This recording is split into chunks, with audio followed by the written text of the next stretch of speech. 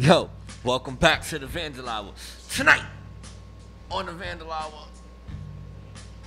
All right, real quick. Sorry about that, Facts.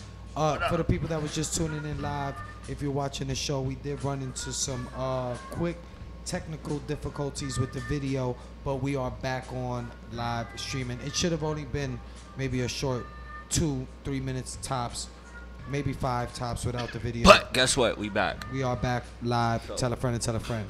Yes. I'm sorry, Facts. You could continue what you was doing. Okay, back to schedule. Yo, tonight on the Vandal Hour, we have an MC representing Killer Queens. You might have seen him on Direct Effect, MTV. Since then, he's done released a lot of dope music. His album is called Media Showers. He's made a lot of noise, and it is my pleasure and the Vandal Hour pleasure to introduce to y'all Double AB. Yeah, peace, man. Thanks for having me, y'all. Thank you for coming through. Yeah, man.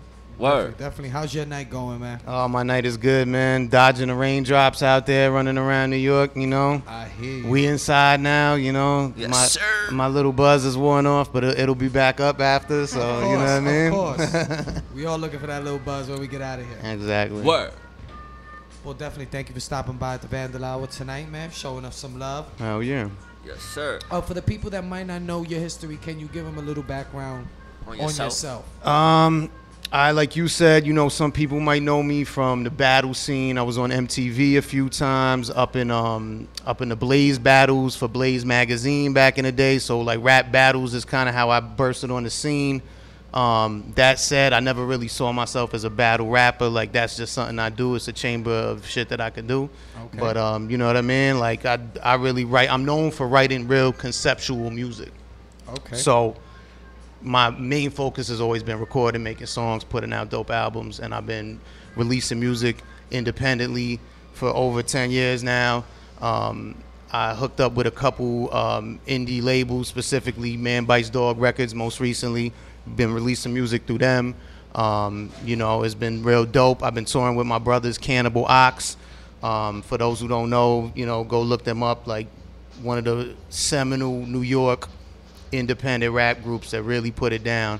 They put out an album about 14 years ago called Cold Vein, which many people consider like the best indie rap album ever. So, you know, a lot of fans is real. They have a real cult following. They just released a few months ago their sophomore EP, which I'm on. And so we've been running around, you know, touring. Just came back from Europe, did a month in Europe.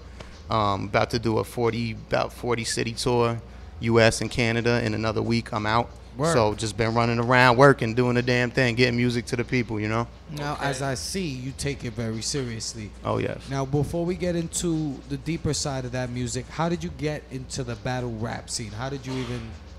It's funny, man. I mean, we used to do battle raps back in the days, like in the lunchroom, you know, New York City public school, high school lunchroom battles was actually the forms. It was actually the battles that's kind of the main battles right now, and that's why which is the Fight Club style battle. You know what I mean? Acapella, no beat, just almost like spoken word poetry, punchlines that you kind of go home and develop. That's the original battles that I was doing. Then, you know, I kind of like by accident, my man that I used to live with and build with, my man Noah Callahan Bever, he's actually the editor-in-chief of Complex now. He was involved with Blaze magazine back in the days, and he was like, yo, they got these battles. I could put you on as an alternate. Like, you know what I mean? You think you'd be ready? Like, he told me like less than a week beforehand. I was like, oh, word. Like, I used to, you know, freestyle battle for fun with my homies just to sharpen swords. But, you know, I wasn't really, you know, into that scene as much at that time. And I just did it. And of course, my name came up. This was at Tramps back in the days, you know, Dougie Fresh hosting. You know, I battled some real vets, and, you know, I was victorious. I was a semifinalist in a battle. And, you know, from there I did, you know, they called me back to do another one. And so that kind of just got the ball rolling. And I was doing a bunch of battles at that time, you know. Now, you got a nice resume. Yeah. Now, check this out. Back then, how was the scene like battle rapping? Because you came in and you wasn't involved in a time like before Smack. Yeah, so those so it's funny. So it evolved from the lunchroom battles, which was like more like the Smack style, like you come with your rhyme tomorrow, we're gonna meet up and kick our written rhymes, to the freestyle battles, which is what I was in, where it was like your rhyme was to a beat. First of all, we had mics, we had a stage, we had, you know, a DJ. It was a timing, you know, you had a time limit, and you had to spit your rhyme to the beat. And it was like, it was pretty much freestyle, because you didn't know who you was going to face until that day, and you had to battle multiple opponents in the same day. So it's like you would just, it was more like snapping on the person's clothes, how they look, just more superficial, in the moment type of stuff, and it kind of had to be a freestyle, or if it wasn't, if you had your written lines, you had to string them into freestyle to make it look like a freestyle. Pertaining on who you were. Right. And the nice dudes I knew that used to get it, really get it in, like my man Breeze Everflowing, C-Ray's Walls, a bunch of dudes. Like I noticed the real nicest dudes were good at blending writtens and freestyles and just making it seamless and just making it seem like it was really in the moment. And it was, you know, it was dope.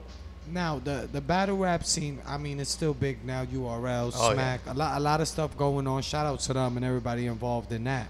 But most of the time, battle rappers, I don't want to say get stuck there. Right. Or they do. Say it. Okay, well, it's true. Yeah, it's true. Let's speak the facts. Most battle rappers get stuck in that genre of music. Yeah. How was the transition for you?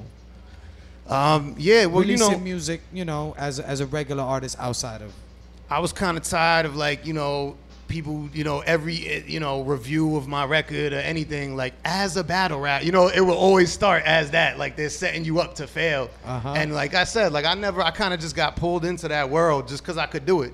You know, I feel like it's a chamber of shit that I could do, but it's not my main focus. And, you know, I just got tired of being pigeonholed. And the flip side is, the battles now, because they tell you about your opponents, you know, months in advance, and, you know, feed you like, you know, they basically like setting you up against this person. Right. So it's like you have to dedicate so much time to this that is really, like, to be truthful, it would just take me out of the studio and take me out of my element that I like to do, which is, you would have to pay attention. Right. Yeah. You can't you don't want slip. to go out there and get smashed. So. Right. The last one I did, my man PH, rest in peace, Pumpkinhead.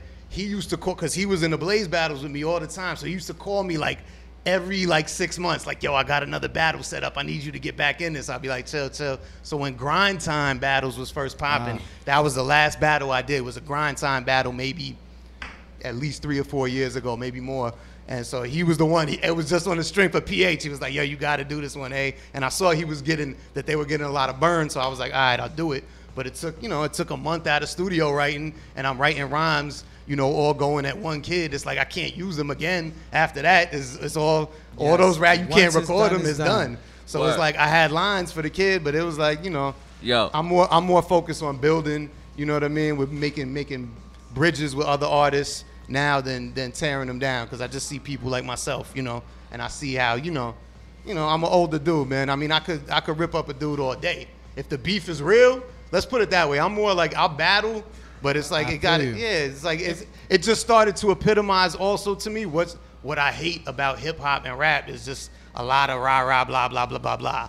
Cause you know, it's dudes, I'ma clap you, I'ma fuck your girl, and then afterwards it's like, yo, what's up, dude? I see you at the next one. That's just music. Yeah, you know. So it's just like, to me, it just kind of it became a little too much, and you know, that WWF shit. But you know, I still have much respect for the game. You know, like my man Swave Sever is in the scene, and he's smashing people, catching bodies every week, and that's my brother. You know what I mean? And he came up with us, so it's like I still kind of keep up on it, and I still admire the dudes that could do it, because like I said, it takes a lot of you know. If you was to get back into battling, who's a person on the scene right now who had you think you would want to tear off? I don't even. There's not a person, but you know, it's funny. Who's a group of them? Everybody. Truthfully, if I came back in, this is what I always said. If I came back in, it would be to tear down the industry of battling. And I don't think I would have to be in the place to do it. I would have to go meditate Zen and just think battle raps for like 6 months, and I would just battle the industry of battling. I would do a battle that I would attack my opponent for like 2 seconds and then attack everybody involved, everybody watching, and just be like, yo, this is a sham, and make everybody feel bad for even watching. That's what I would do. I'm not saying I could even do that at this point. If I did, that's what I would do. That would be my plan. I don't do things. I don't do things unless I'm gonna smash it. You know. Let me ask you this: who were some of your influences Musically. Musically, oh man, like I started writing raps because of Big Daddy Kane. You know, Kane, G-Rap, and Rakim and KRS were my favorites early on. Then, you know, Pharoah Monch inspired me a lot back in the days. Nas, of course, you know, all the New York greats, you know, kind of coming from that real lyrical school that I guess, you know, kind of Rakim established with the double syllable bars, you know, carried on by the Lord Finesses and the Big L's as the line, you know, went down. I'll tell you, Nas Illmatic. Oh, Illmatic. I mean, Nas is probably, if I had to say one favorite, it'd probably be Nas, just for Illmatic and It Was Written. The and Purple Tape. Yeah, Purple Tape. I mean, oh man, woo. I mean, you can't even, oh my God. And being from Queens, I'm pretty sure. Well, I'm from The Mob. The Mob, you know what I mean? I'm not from, I'm in Queens. I'm a Queens dude now. Okay. I've been in Queens Okay. like 15 years almost. Okay. But I grew up on the Upper West Side of Manhattan. So Okay, definitely. That's I got what's up. Manhattan and Queens. I'm an official, like, I'm a unofficial, official Queens dude now. Ain't nothing wrong with that. Yeah, man. Who's somebody on the Upper West Side that you think's underrated? Oh man, underrated on the Upper West. We didn't have that many rappers. There's MF Grimm, the dude, you know, he put out music independently, you know. MF Doom was kind of Long Island dude, but Upper, like, you know, Okay. he's kind of Upper West dude. How I'm a Queens dude, like Okay. a honorary Upper West dude, but he's not underrated.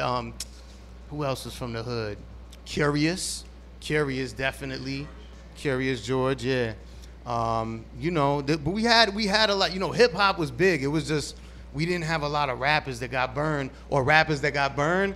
A lot of them, because we were like right on the cusp of Harlem, and so a lot of rappers just like try to identify with Harlem because they wanted to, you know, because back Ride in that wave at yeah, that ride time. that wave at the time. So a lot of people, you know, actually this dude, what's his name, that used to do a lot of the Blaze battles, Shells was from the Upper West Yeah, also. Shells used to get busy. Yeah. Yeah. Yo, So, Mike D from the Beastie Boys also. Shout out to him, another Upper West dude. I didn't know that. Yeah, I definitely didn't know that. yeah. We learn something new every day. yo, Double AB, you did something that most battle rappers can't do. You went from battle rapping to releasing independent music. How was that transition for you to do? Because most people fail when they try that.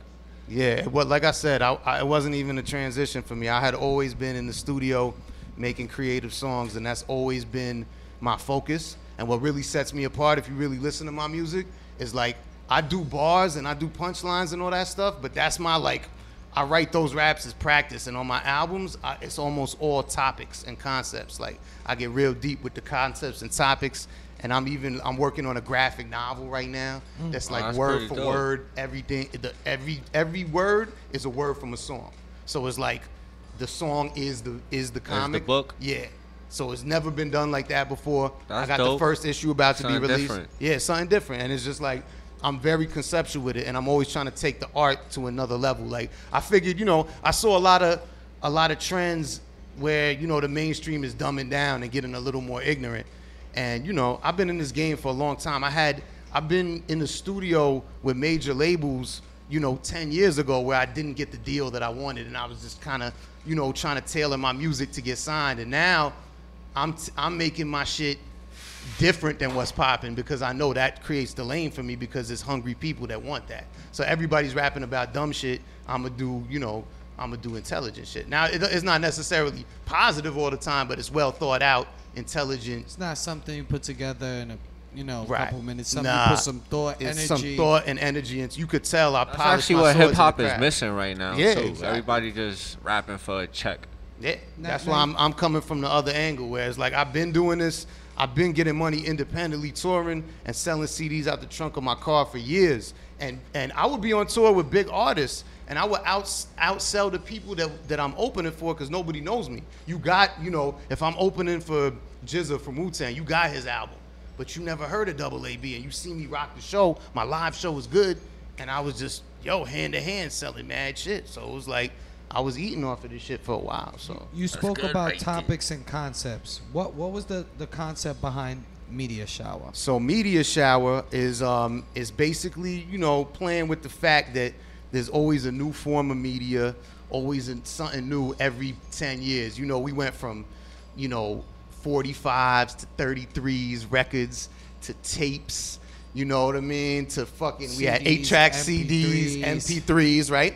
So it's just playing off of that, like how there's always something new. And so the cover of the album, you see, it's like instead of a meteor shower, it's a meteor shower. It's like old boom boxes, old TVs raining down to earth. You know what I mean? And so it's like, it's me and my man Dub Sonata who produced the whole record. Shout out to Dub. It's like me and him with umbrellas, like ducking out these fucking fiery boom boxes, not landing on us. We're just cooling out, you know? So yeah, that's the concept of the album. The title cut, Meteor Shower, has Rhyme Fest on it.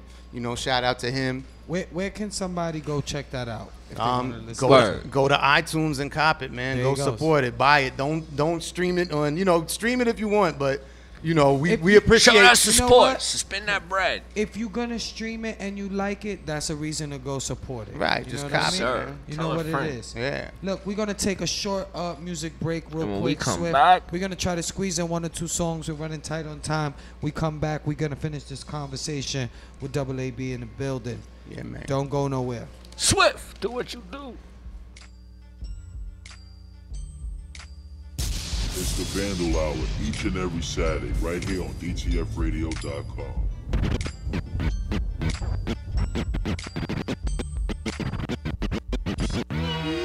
Yeah.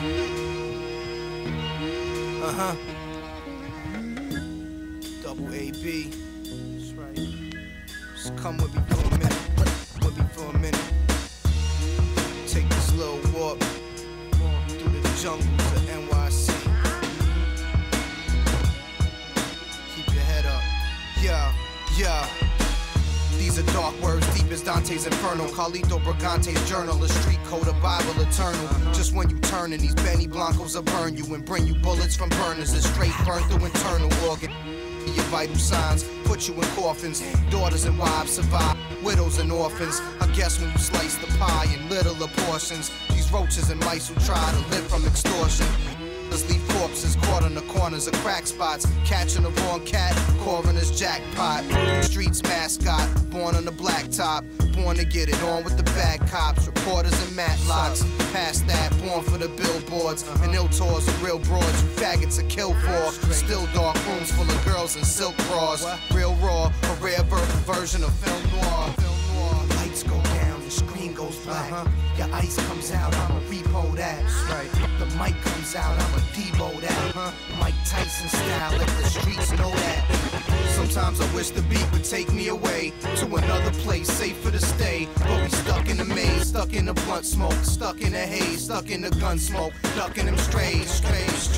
Sometimes I wish the beat would take me away to another place, safer to stay. But we stuck in the maze, stuck in the blunt smoke, stuck in the haze, stuck in the gun smoke, ducking them strays. God bless the child who can hold his own and lay something down without using his chrome and live on even when your name's written in stone. To stand up in court where snitches I write the most exotic. You could quote me on this. My peeps control your projects. I could never be exiled. The band getting robbed is just not in the plans. I'm too decisive. Ghetto pass revoked. Go renew your license. I move so precise when I write. I use the same hand that blades a hammer and slice bricks. A white chick, cold-blooded. Look at my ice wrist. The trifeness of my life made me write like this. Since the ghetto essence reflected through many lessons I learned since an adolescent. Most of my peeps that see streets are apprehended. Trapped in prison, stabbing niggas, get parole, come home, clap a nigga, then they running again. Damn. Sometimes I wish the beat would take me away to another place, safer to stay. But we stuck in a maze. Yeah, that's right. You know what it is. Stuck in a haze. Double AB featuring Core Mega. Take me away, baby. Sometimes I wish the beat would take me away to another place, safer to stay. But we stuck in a maze, stuck in the blunt smoke, stuck in the haze, stuck in the gun smoke, ducking them strays. My arteries pump agony through my heart and my brain, but I swallow the pain like it's Bartles and James. A single Newport and a bottle of Gray got me feeling loosey-goosey. Pardon the slang, pardon the fangs, I'm a bloodsucker. Young butler with a fetish to serve a motherfucker like Fuddruckers. It's real clear y'all some fake gun busters. A male deer couldn't come buck us.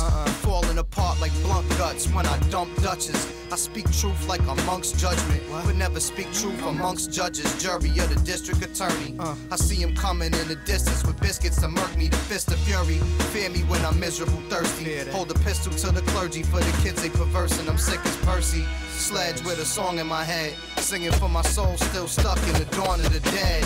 Sometimes I wish the beat would take me away to another place, safer to stay. But we stuck in the maze, stuck in the blunt smoke, stuck in the haze, stuck in the gun smoke, ducking them strays. Sometimes I wish, sometimes I wish, sometimes I wish, sometimes I wish, sometimes I wish. Yup. We back to Vandal Hour. Facts on Waxy Sinatra. Yes, sir. Listen, man. For the people that I know it's Saturday fight night, Mayweather won the fight, just so you know. Surprise. He's 49-0 now. You know he was going to win. Congrats to the homie. He made a quick, well, for him, a small $22 million. It was a small paycheck for Money May. So, yeah, guys, he won a fight. But in the building tonight, Contessauntamede is sitting with us. And also, Double AB is in the building with us tonight. Yeah. Swift is in the building with us tonight, as you can hear there in the background. When we pre-interviewed you before the show, you spoke about living in London. Yeah. What is the hip-hop scene like out there? It's a little more developed now than when I was out there. I was out there like 10 years ago, so they got their thing, which is called garage, which is like garage. Okay. But it's kind of like grime. It's kind of like if, jungle music, jungle beats meets like a MC with a reggae twist, but really simple raps. So it's like 1, 2, 3, look at me, I'm a garage MC. So it's like that's their hip hop. That's the culture of the streets. That's what they really do. So there's people that do hip hop too, and that rap, but it's more they're inspired by us. So, it's kind of like, I'm not gonna, diss them, but it's not in there it's not what we consider right hip hop or the way our scene is. America, specifically New York, is just so witty, and the wordplay is just so crazy that like we have such music. Yeah, we got such a high standard of shit. So it's like they appreciate it though. They on the flip side, they understand what's real. They don't make distinctions about underground and mainstream artists. They'll support like real, what you think is an underground group here gets super love out in London and the rest of Europe too. You know what I mean? So it's like that. Yeah, it bees like that. We just came off a tour, we rocking next to like, Big Sean, and you know what I mean? We rocking huge festivals in Europe, and across we can't the pond. Right across the pond, and we can't get that love right here, which is sometimes sad. You know what I mean? But it's like on another tip, you always kind of, in somebody else's backyard, you always, somebody bigger sometimes. Who's it exactly you were touring with that you brought them up earlier? Cannibal Ox. Now, how's that experience going on those kind of tours? And oh man, it's dope because it's my family. I've been making music and chilling with these guys for like mad years, decades even. So it's like, it's just fam, and we click real good, and we just all got kind of that similar view of art and of music, and we kind of purist with it, and the fans, gravitate to it. So it's like they got the crazy seminal album that's like people just still jock it out. We seen the fans go from like kids that had it then to like younger kids now that are just being passed the record by their older brothers, but they know every word. You know what I mean? So it's like, it's just one of those things. Like, everybody's gonna listen to the Beatles, Sgt. Pepper's. You know what I mean? It just gets every 10 years. It's a new batch of kids listening to it. So it's like the same thing. When you make classic, timeless music, you will always be around. Exactly. So it's a beautiful thing to still do tours, and we booking shows. Basically, it's us. It's me opening up for Cannibal Ox, some of my other brothers from IGC, and it's the team is involved. You know what I mean? That's what's up. Musically, where do you see yourself in like the next, like, I don't like to use the 5-year thing because it's like 5 months ago I didn't even know, like, it's, but let's say like 3 years, like where do you not really where do you see yourself, but where do you want to be, which is where you should see yourself. Yeah, I mean, just I see all my, I have like 3 or 4 albums and projects I'm working on right now. So I see all of those coming to fruition. You know what I mean? And that's it. More and more. Like I got all I think about is art for the sake of art. So I'm just doing. I have my projects and they're highly conceptual. So I'm doing my graphic novel. I'm gonna do it right. I'm trying to get it into the hands of, serious people that will really put it out and take it to the next level. Right. I'm trying to see all that come to fruition. So it's, I won't be stopped either way. I won't be deterred. I came to the realization a long time ago. You got Picassos in all types of art, music included. You got Picassos and then you got Van Goghs. Picasso was famous and rich in his lifetime. You know what I mean? And could go to a cafe and pay for his meal with a little doodle on a napkin. And then you got Van Gogh who sold one painting. Now, who do you look at? They're both just as dope. You know what I mean? Everybody's like, you got Jay-Z's who are like Picasso, who are famous in their lifetime.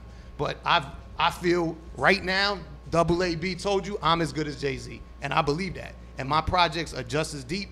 And if anything, being untethered by the lust for being successful monetarily opens up new chambers. Because until I stopped chasing the major label deal, my shit was always like a little not compromised, but it wasn't as good as it could be. And now I just do exactly what the fuck I want to do. You have to. And you cannot focus on. You can never ever focus on the result. You just have to focus on the feeling, because it's like if you focus on the result, you're gonna get lost into it.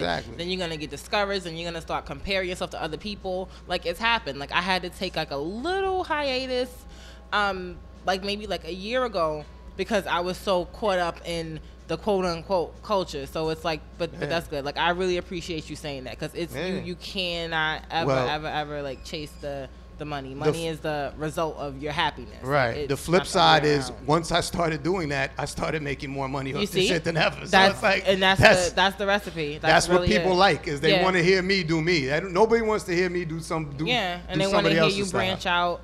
So you've been branching out with the graphic novel. Is there anything after that, like after the graphic novel, like maybe like a TV movie or like a documentary? I think that in my personal opinion, I think that a documentary would be a good idea.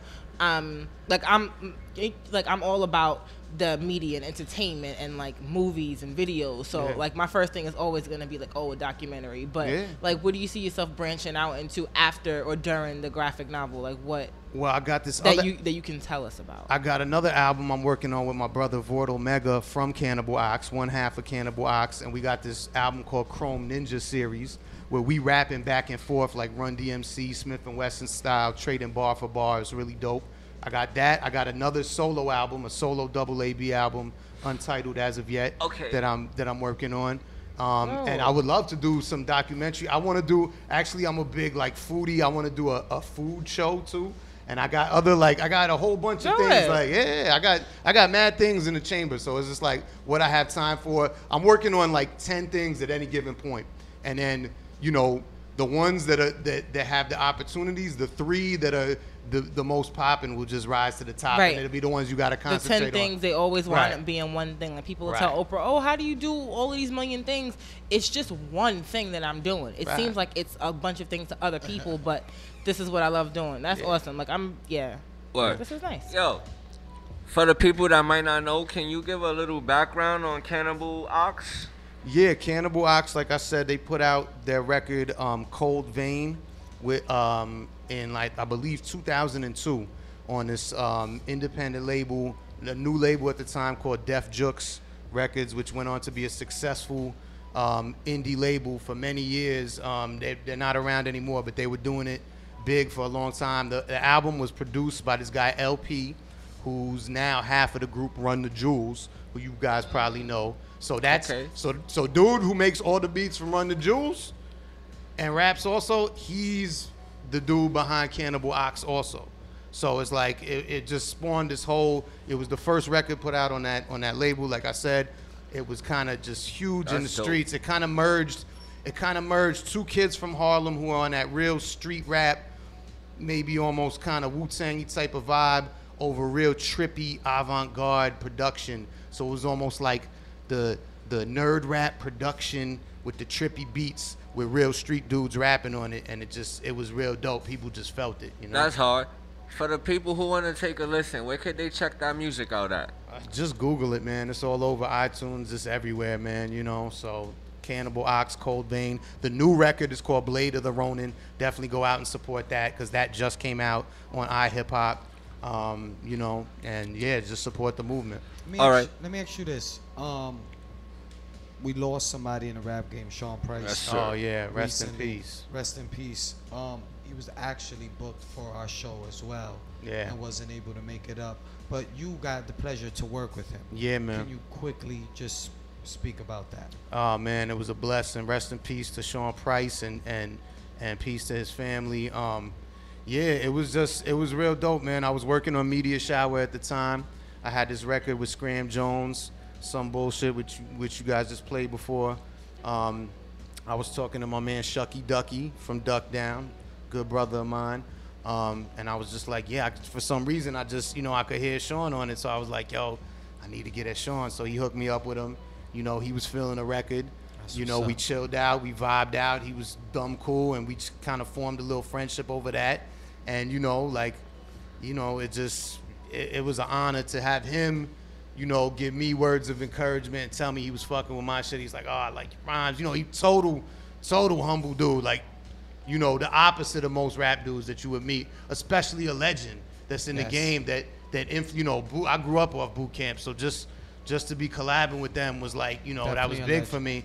And, you know, just to have him show love, man, and just be such a down-to-earth type of dude to just kick it on some humble street shit, regular guy, like the most regular of guys that, you know, really just kept it real to the end and just made moves with his fam and never kind of, you know, went elsewhere. And it's funny because it's like he wasn't the popping dude in the beginning of boot camp's, you know, rise to the top in the 90s. Then in the post-2000 world, he became like the only member of boot camp that was shining for a while, and he put the whole team on his back. But he never jumped ship to another crew. You know what I mean? It was like he just stayed and you know, it was just like a legend. Yeah, like I just can't say enough. Missed a lot. I saw him right before we went to Europe on Father's Day. Man, we kicked it. We were bugging about PH's death, and you know, my last words with him was like, "Damn, man, life is short," you know. And next thing I know, I come back from Europe. Like the day I get back, I got the news he died. So definitely rest in peace, condolences to the friends and family of Sean Price. By the way, did you check out his memorial wall in Brooklyn? I think the artist Mears One did it. Yeah, I seen it. I haven't been there physically, but I have seen it online, and it's super dope, man. Shout out to Mears. That's a dope piece, man. And I I appreciate it. I've been seeing all of them pop up all around the world. I was like the first one in Brooklyn. That was the one, you know. Word. And now I see pictures of them in LA and Germany, and you know, people feel the love everywhere, you know. Yo, and once again, I just want to bring it back. Double AB is in the building with us real quick. I want to ask you one question, and real quick, just give me the best answer you can in one word or one phrase. Describe the God. Sean P? Yes. Real as a motherfucker. I could give you those. Yeah. You know what I mean? Like, it's funny, he was just real. He just didn't bullshit, you know what I mean? Like, just straight up. Like, you know, he loved to talk, you know what I mean? And loved to, like, you know, just tell stories and, you know, funny, hilarious dude, too. Like, had me dying every time I toured with him. So, you know. Real fits him. Yeah. Very well. Yeah. Hey, yo, Double. I heard you did graph. Is that true? Yes, that's true also. You know, that was my first intro to hip hop, basically as a kid running around, bombing the streets, you know. I was a heavy street bomber back in the days, you know. Are you still cool with writers? Do you have friends? I'm cool with a lot of writers, man. I'm part of TDC. My man Show was here. You got my man Show's art on the walls. Shout out Show. Yeah, Shout cool out Show. Right there. Yeah, my man Zeus.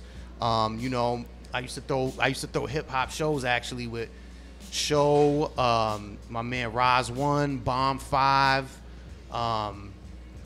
who else was down with us? Snatch, Nacho, Lethal, a lot of dudes, man. We used to throw hip-hop shows, art parties that were like graffiti shows where people would have canvases. It would be break dancers, people rapping. It was called The Spot. It was in the 90s, man, and it was real dope. I was like the young dude down with all these old school writers, you know what I mean? And like, you know, me and Show used to go you know, bomb layups and shit, you know, in the winter time. And, you know, so I've been through it on the graffiti side, you know, wilding in the streets, you know, like. Now, let's say in the future, one of your music videos, if you had a chance to have one of the artists featured in your show, one of the names off the top, I mean, in your video. Who would it be? Oh, man, there's so many. Say somebody. Somebody that I fuck with or somebody outside my camp, like. Let's go with somebody outside your camp because we obviously know camp first. Right. Camp over everything. Right. But if you were shooting a video and there was a blank wall and you just say, you know what, I would like this person. I gotta give much props to the YNM brothers like Stem and Hops, who just really get down, and their art is so incredible, man. Yeah, they get busy. You know what I mean? It's like, yeah, their shit is dope. I would fuck with them definitely. Click the link in my bio. Check out their episode.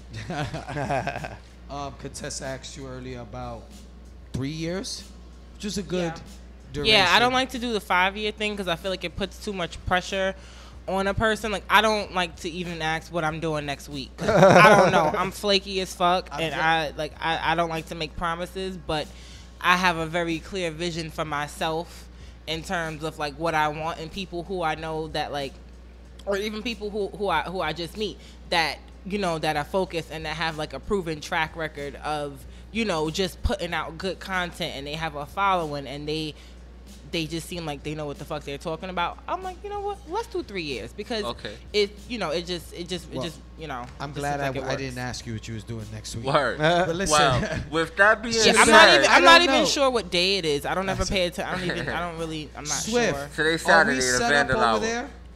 Because you know this is a music show, part music show. But wait. Are we going straight into that? Okay. We need an instrumental. Do you have any beats there? I got beats. Let's fire. Let's give Double A Since AB Double some A beats. did do some collabs with the homie Sean P. Let's get some Sean P instrumentals. Give me something. Give me that boom. While he finds this beat, just let them know where they can find your music and calendar dates or anything that's going on with you. Okay, you could check cannibalox.com for the tour that's coming up, AAB.com for all my latest info. Check me, the AAB, THEDOUBLEAB at Instagram and Twitter, AAB on Facebook, you know, holla at me. iTunes, the music is on, you know. You could just cop it in all the usual places. Go to YouTube, see the videos, you know, support the movement. Actually, go see we got a video for the Sean Price shit too. And I have like hundreds of thousands of views on my solo joints. The Sean Price video is under 10,000 views. It flew underneath the radar. So what I'm asking people to do is go to YouTube, some bullshit, AAB, Scram Jones, Sean Price, produced by Dub Sonata. You send me that. I'll make sure we get it on the Vandal Hour webs, on Instagrams and all that. If you a fan of Double AB and Sean P, go check that out right now. Yeah. I state facts. I will never lie to you. It's straight fire. Do it now, because I said so. We good to go? You ready? Yeah, man. Always ready. Listen, man. It's the Vandal Hour live on DTFradio.com. Double AB's in the building. We're going to let the man do what he does, man. Yes, Pay sir. attention. Yeah. Queens. In the building. In the building. Upper West. Nothing but the best. Puff and Cess. Yeah, yes sir. Strictly blowing on the best herb. Yeah. 1, 2. I come through. When I handle a mic, my handle be wrapped tight. I rap nice and stand out like dandruff and blacklight. I come from the land of the bad types. Cop funerals, cannons and bagpipes. You act like you really want box with the dude when you know you don't like the taste of hospital food. Verbally took shots at the dude. Psst, now your lunchbox is a tube.